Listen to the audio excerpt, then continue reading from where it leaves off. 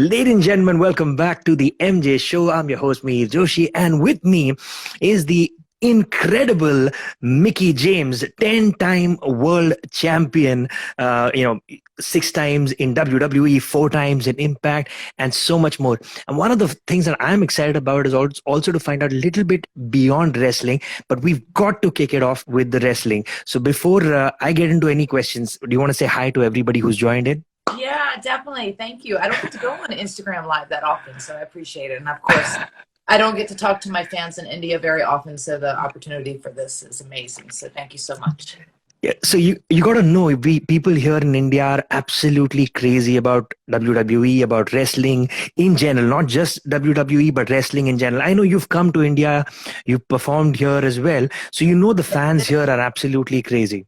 Yeah, Where well, was I this and when was this? come over and do Ring of King with Jeff when Jeff did Ring of King over there with Endemol, and that was so fun. It was a good crew, and that was really really interesting. So that was the only time I actually had a chance to tour over there or do anything. But we were there for like a week, I think. It was amazing. I'm not going to ask you the stereotypical questions where I'm going to ask you, hey, what did you like about India? Did you like the food? Tell me what you felt about the passion for wrestling here rather than talking about the food and the people. I'm sure you love that, but tell me Yeah, about wrestling. we were in Pune, but I think that, the interesting thing is because there isn't a lot of live wrestling that happens there, that, Yeah. they were so excited just to see it live. Like the people were just floored because it's something that they typically watch on television and they don't get to be Yeah. there in person for. So the atmosphere was just incredible. I mean, the arena was huge. It was sold out. And, you would think because it wasn't like a television product at the time that they were taping it to make it this television product. So, yeah. It was definitely different. It was different in the sense of because it was so new to them in that sense of seeing it live, the excitement in the air of just like the little things that they were just excited about everything from a headlock to when the first person got slammed, it erupted, which is unheard of. Yeah. Yeah.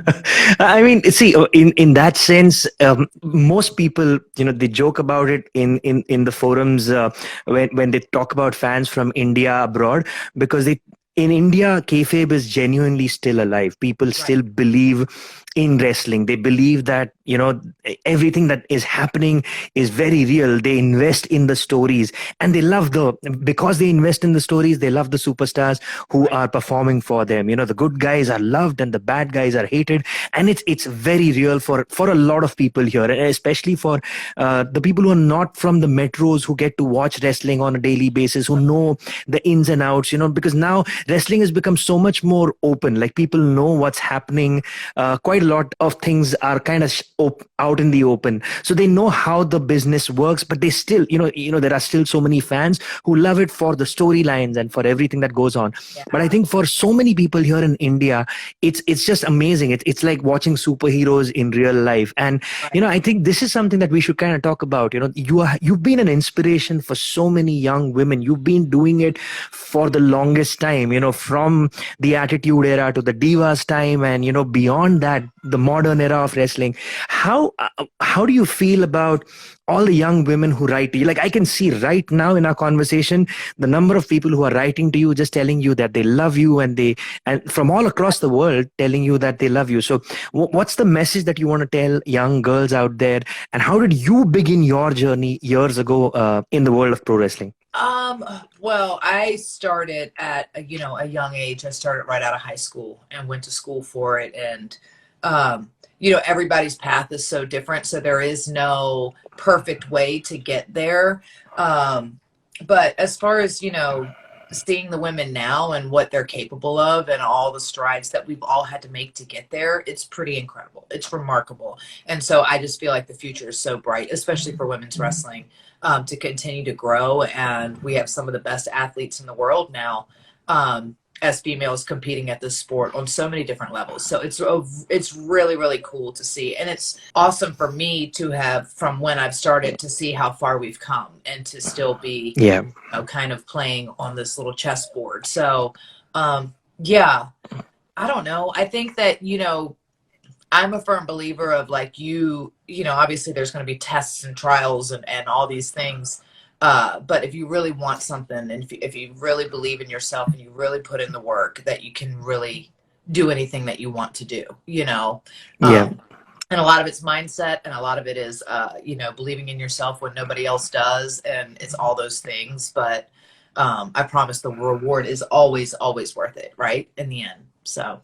Absolutely, I can imagine that. So for all the young women, especially watching out there, and so many of you, you know, as somebody who's kind of been associated with the product now myself for the last few years, I do get a lot of young fans writing to me. I've been doing Hindi commentary for WWE on Sony 10.3, and it gives me great pleasure to tell you that I've actually called many of your matches, you know, before.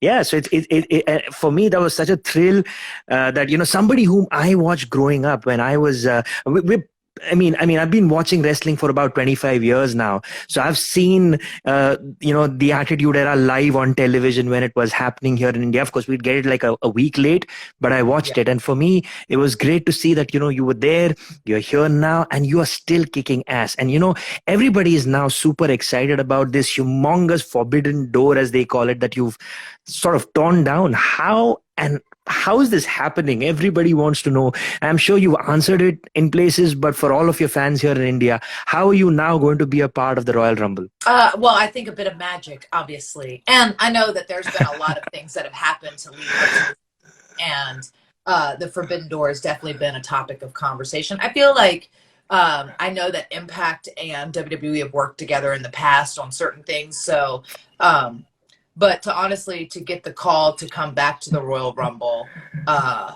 and knowing that I'm the Knockouts champion, the Knockouts world champion, and I could represent, you know, hardcore country and myself and everything, and how much I've just grown in the past year as well. Um, you know, it's been quite a journey, and it's been awesome. And I think it's going to be a really cool moment because it's something that's never been seen before. You know. You know, nobody's going to argue about the fact that you are a definite Hall of Famer for WWE. Is that something that you see happening at some point of time soon in your career? Because I don't think there's anybody who's going to argue with that. Well, you're very. I think that obviously, I think we're all honored, and if you were to ask to be in the Hall of Fame, but I also realize there's a long list of women that I look up to and admire that also deserve to be in there before I step in there. So it's one of those things of like, obviously I'd be honored at that, and I think anybody would be, because it's, you know, very prestigious, and I think it kind of gives that validation of like everything that you did mattered. And so it's always cool to see people, see my friends go in. And so I don't know, maybe one day. Maybe I'm one sure day. we no, Still have some 100%. ass I'm to sure kick. all of us would love to see that happen. Yeah. Sorry, I didn't catch that. What did you say? I said I still have some ass to kick first. Oh, we do not doubt that at all. In fact, it was interesting that a few days ago, I just, you know, I put up an ask me anything on my stories, and that's how we kind of reconnected, because somebody asked me, who do I see winning the Royal Rumble this year? And nothing would give me more joy than to see you win the Royal Rumble. And, you know, now that you've broken down this door, head all the way to WrestleMania, and, you know, it's like DC versus Marvel in my head. Like, you know, imagine, you know, the Impact Knockouts World Champion versus, say, the Raw or the SmackDown Women's Champion. How cool would that match be? That would be amazing. And I think the idea of that being a possibility now, like with this, is a huge step. And it's a huge step both for the women and the men, because now you don't know who else could show up in either Rumble as a surprise, and the possibility of dream matches, which we kind of thought weren't a possibility before, now could potentially be. And how great would it be for me to win, you know, the Rumble as the Knockouts World Champion, and to then kind of pick my poison at WrestleMania and have this, like, you know, epic moment. So, Yeah. you know, obviously I want to go out there and represent myself and kick butt and be hardcore country and represent the Knockouts Championship. But at the same time, I want to go to win, you know? Yeah. Yeah, Yeah. absolutely. Hey, you know what? I'm going to take two things that you said and talk to you about both of them. One is you spoke about women who you think, who you respect and love, who you'd like to see in the Hall of Fame. Who are some of the people growing up when you were just starting out into the business, who you looked at and said, "Hey, man, this is something I want to do"? Because I believe as a college student, as a school student, you were into music, you were into sports of all sorts, but then wrestling became your passion. So who were you looking at on screen and said, "Hey, this is something I want to be doing"? I think at the time, obviously this was the Attitude Era when I first got in. So I wasn't fortunate enough to really wrestle on television. And oh God, I wish like that was such a cool time in wrestling. I kind of came in, or by the time I came up to television, it was on the tail end, and it would like we call that on the girl side. We've always called it, or Trish and Lita, I guess, have called it the golden era. And so I kind of came in on the tail end of that with the Ivories and the Jacqueline's and Trish and Lita and Molly and those girls. Um, so I watched Sherry Martel was my all-time favorite female. And I've always said that. And I had a chance to meet her in Maryland Championship Wrestling when I was training there. And she wrestled a girl named Tara, one of the girls there. She's Mm-hmm. still there at that organization, doing a lot of stuff behind the scenes and stuff. But I remember being so envious because Sherry was my idol. And I was like, oh my God. But just to get the chance to kind of talk to her, and she was so cool, and so down to earth, and like kind of sit under, because I was probably wrestling by the time I met her, about 3 years almost. Um, Mm-hmm. and so I was so grateful I didn't meet her prior, like a year in, because I would have been super fangirl. So, but yeah, I was able to talk to her and kind of pick her brain, but also, that was really, really special because they say, oh, don't meet your heroes. But she was such, Yeah. an inspiration. And I think that she was, for me, the first woman, because it was also in the ages of like Miss Elizabeth and all these like very like eye candy kind of valet type of women. And she and like Luna Vachon, they were out there kicking, like they were fighting like men. Like there was no Hardcore. Yeah. right. It was amazing, and her character and the face paint and everything was so over the top. And I've always been a huge fan of like over the top kind of characters. From her and Macho Man together were my all time favorite. Like just it was so cool and different, right? And it was like you could just get lost. And I feel like when you say like kayfabe is still kind of alive in India, and I miss that. I miss that being lost. We still allow ourselves to do it in the movies. We allow ourselves to do it a lot easier when we go to the theater. Yep. But when it comes to wrestling, it's like there has become this like weird culture. But I do miss that genuine, just lost in the emotions and the stories of it all. And it was just special, it was really, and that's what captured me. And then falling out, I rode horses most of my life. I competed in horses with my horses, Yeah. and I played the violin and sang a little bit, all through high school and stuff. But I was always a fan, and then I fell back in love with wrestling. And at that time, on top, I would say was Trish. It was Jacqueline. It was Molly Holly. It was Lita had just walked onto the scene and was like this whole new type of female wrestler that you didn't see. You know what I mean? Like she just kind of broke the mold in Yep. her own way, and was so different. So it was just wrestling had become hot again, and I just fell back in love with wrestling all over again. And China and all these women who were like so different and so unique and so powerful, it was cool. It was cool. It, and how cool is it that you just mentioned how Lita was very different, and both you and Lita are going to be in this year's Rumble? It just blows my mind. It's pretty amazing. Yeah. In my opinion, she's one of the best ever. Like I always have a massive amount of gratitude to her for everything that she's done for me and my career. But I think when you look at women historically, especially in wrestling, I think that up until that point, you hadn't seen anyone like Lita. And you didn't see Correct. anyone do like the moves that the Hurricane off the top and all the different things. You didn't see that. Like she was the first one to really do that. And the moonsault, and she was edgy and she was different. She dressed differently, and she just captured this whole different audience that Yeah.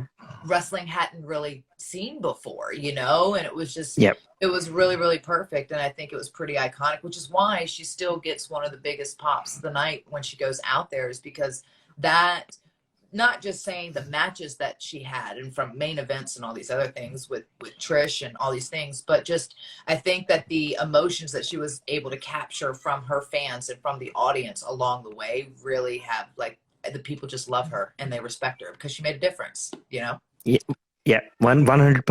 The second thing that I kind of wanted to talk about, which you mentioned, hardcore country, and I know you like you said, you played the violin, you sang a little bit, but you've put out two albums, like you put out two legitimate, full-fledged albums, and I think while everybody loves the wrestler Mickie James, I'd love to talk to the country singer Mickie James. How did that come about, and who were your inspirations in the music space growing up? Oh man, I grew up listening to everything. Like I love all music, I really do.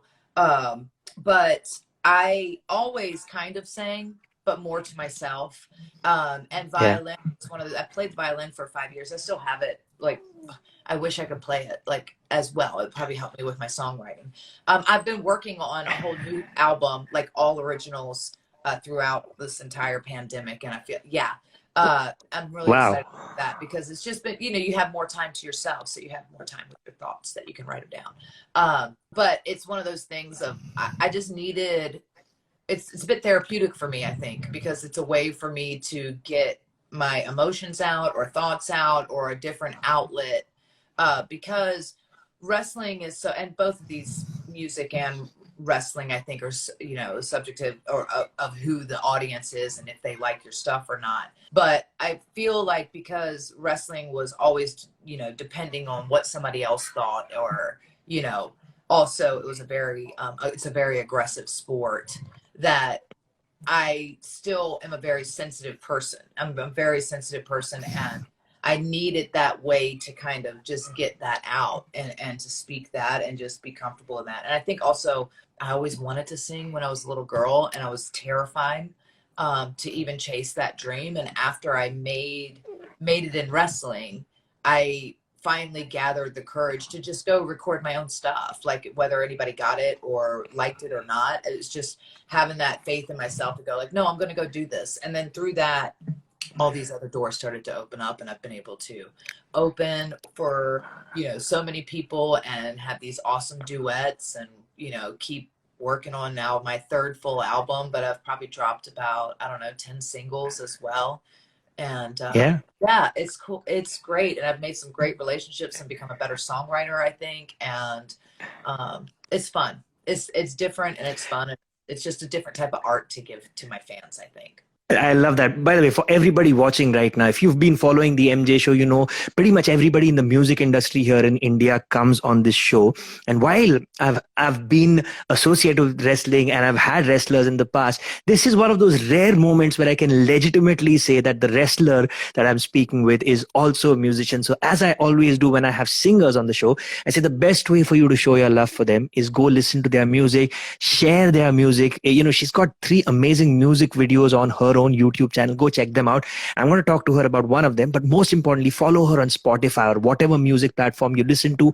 There are 2 full albums, 10 singles, and there's a third album coming here. It's pretty much breaking news for a lot of fans here in India. Have you thought about a name for the third album? Have you got something? Let's break I've a little been more news here. Yeah, I've been toying around with a couple names, whether it's going to be maybe the lead single off of it, or just kind of like, because I was also thinking about pressing it in vinyl, just because it is all originals, and it's but that's such a awesome thing now, but it's like a year lead time on those, which I didn't realize. Yeah. It's Yeah. crazy. So maybe, I'll have to do a little bit better planning for that one. But no, I haven't decided on the name because I'm still like in my selection process of the songs that I want on it, because obviously it's going to be a Mm-hmm. full album. So I don't know, I was looking at like 13 songs or 14 songs of, but I have obviously more than that. So it's like, That's amazing. yeah. Yeah. So I'm just trying to like narrow them down and see which ones this, going in the studio and recording them. And, it's a process, right? And you have to fall in love with Yeah. them, love them in their perfect form before you put them out. So, yeah. And getting in the studio and Um, not been easy because a lot of things were shut down, you know. yeah. So if they're full now they're like booked out solid. So you have to kind of book them a ways in advance. I can imagine, but I want to wish you all the very best for the third Oh, album. I'm looking forward to listening to that, and more importantly, I mean, I know you are busy. I'm just looking at the clock, and I know we kind of discussed we'd go about 20 minutes. We've kind of gone a little beyond that. Before we wrap up, like I said, I want to wish you all the best for the third album. I want to wish you all the best for the Royal Rumble and everything that follows. But before we wrap up, is there a message that you want to give to all of your fans in India who are watching right now and who've loved you for so many years? oh, I just want to say thank you so much for your love and your support. And obviously, I couldn't live my dream and do what I love so much without my fans. So I'm always grateful for you. Yeah, I know you can't come to Florida this weekend to watch me kick butt with my Knockouts World Championship, but I know that you can catch it on TV. And thanks for rooting for me and for always being there. And I love you guys. And thanks so much and for having me on. This is I absolutely enjoyed having you on, and I'd love to get you back. Hopefully, maybe sometime after you've done the Rumble and you've done a few more things, and maybe when you got, in fact, the next time you come on, it should be when you release your third album, and we could do an entire episode just about the music. We can talk about the songs, we can talk about the album, and tell people here in India about the music as well, because I love you it. got a whole bunch of fans here, and I think they'd love to know more about you beyond the wrestling as well, especially since you've got a full-fledged album, 13-song album, 14-song album that you're going to be putting out. So, hey, Yeah. thank you so much, Mickie, for being here with me. For Oh, having one final thing. I did mention your YouTube channel. You had the song which had Nick Aldis, your husband, and Trish Stratus in it. How was that? Making that video. I mean, just so one fun. one quick thing about the music. So fun. That video was so fun. And I was lucky enough that my friend Trish would come all the way to Nashville, Tennessee to film this music video with us. And my husband was kind enough to let me hit him over the head with a guitar, which I had to, I also used the guitar in the match at Hard to Kill. I used it on Matt instead of Deanna, who I was hoping to use it on. But, I had to have Jeff Jarrett come down and teach me how to properly swing the guitar because I didn't want to mess it up, you know. And we only had two guitars, so I couldn't mess it up. Wow. But yeah, it was so fun. But no, she was amazing to come down. Like she's just such a good friend, and she didn't have to do that. And obviously she was the guest bartender in the thing and chick kicked the guy's face off. And yeah, that was so much fun. That was on the release of the single of my last album, that last full album in 2013. So this will be my first full album since that. It's hard to believe that. I just put out something crazy. Yeah. For everybody watching right now, the song's called "Somebody's Gotta Pay," and don't worry, I'm going to make your life easy. The moment this conversation is over, it'll get saved on my IGTV. It'll go up on the YouTube channel as well. But in my stories, the moment we wrap up, I'm going to give you a YouTube link. Go and check out that video. Watch the video. Show her some love, and leave a comment on that YouTube video and tell her what you thought about having seen Trish Stratus and Mickie James in a completely different role. On camera as well. So, Yeah. but hey, once again, thank you so much for spending this time with me. People here in India genuinely love you for everything that you've done in wrestling, and I'm sure at one point in time they're going to fall in love with your music as well. I think they're just beginning to discover the music, and especially with your third album coming out, I think there's a lot of fans out here who are going to be into the music as well. So thank you so much for being here with me tonight. Yeah, thank you too. I appreciate it. And you have a great day ahead. I know your day is just starting off. I know you got to catch a flight. It is. So have a safe flight. To Fort Lauderdale, which is not the worst place to fly because it's. I woke up and my son's school was canceled because there's dusting of snow on the ground. So. Oh wow! Okay. Do you get snow? Do you get snow? No, not at all. I'm going to be turning 41 in a couple of years, and I just realized I've never seen snow in my life. Okay, well, there's snow outside right now. I would open. Oh wow! Okay. Like this glaring because it's so bright. But yeah, so my son was surprised off school today, and then I have a flight to Fort Lauderdale later today to go for. We have tapings in Fort Lauderdale, so that's very exciting. I'm wrestling Chelsea, Miss Chelsea Green, on Friday. So Yeah. yeah, I'm excited about that. Yeah, you should. Let's just do one thing. Since you're here, you got your title right behind you. Why don't you put it on your shoulder? Let's take like a. I'll get my team to get a screenshot, and that can be the cover photo of this video. Guys and girls, the Impact Do I need to filter World it or? Women's. Yeah, I'll put something on it. I'll put something on it, and there you go. We'll have a picture of us for everybody watching right now. That's pretty much all the time we have with the incredible Mickie James. That is Mickie James. My name is Mihir Joshi. This was the MJ Show, and I'll see you guys soon. Thank you, Mickie. Take Thank care. you.